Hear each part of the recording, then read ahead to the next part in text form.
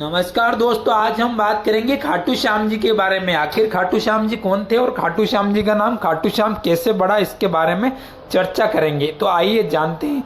खाटू श्याम जी का वास्तविक नाम था जो बर्बरीक था। बर्बरीक महाभारत के एक विशाल योद्धा थे। जब कौरवों और पांडवों के बीच में युद्ध हो रहा था तो उसमें से पांडव जो थे, पांडव युधिष्ठिर, भीम, अर्जुन, नकुल और सहदेव, इसमें भीम के पुत्र थे। भीम के पुत्र घटोत्कच और घटोत्कच के जो पुत्र थे वो बर्बरीक हुआ करते थे। बर्बरीक ने भगवान शिव की घोर तपस्या करके भगवान शिव से 3 बाण प्राप्त कर लिए थे।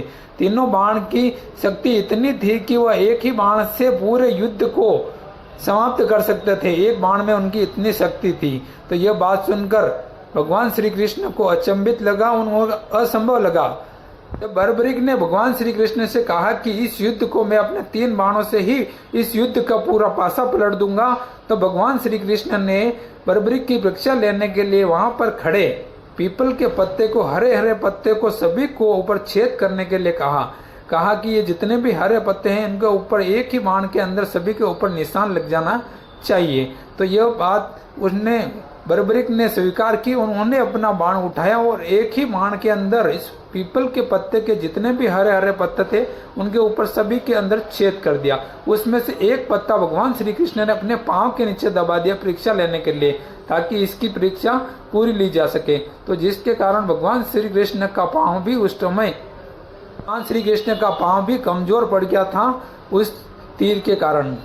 यह लीलाएं देखकर भगवान श्री कृष्ण को लगा कि वाकई में यह इस युद्ध का पासा पलट सकता। लेकिन उस बर्बरीक का एक सिद्धांत था कि उन्होंने अपनी मां को वचन दिया कि मैं हारे हुए पक्ष का साथ दूंगा। जो भी इस युद्ध में हारेगा मैं उसका सहारा बनूंगा, मैं इस युद्ध में उसका साथ दूंगा। और भगवान श्री कृष्ण को यह चीज पहले से ही पता थी कि इसमें कौरवों की हार होगी। लेकिन कौरव असत्य थे, यह युद्ध सत्य और असत्य के बीच में हो रहा था।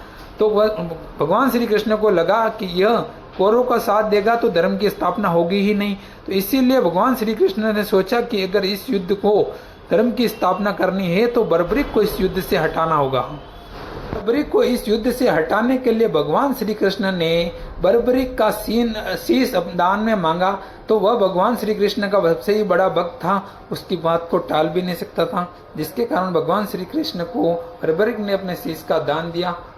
भगवान श्री कृष्ण ने उसी समय बर्बरीक को अपना श्याम नाम दिया कि कलयुग में तू श्याम के नाम से पूजा जाएगा, जो भी तुझे चाहेगा वह मन चाहे फल पाएगा।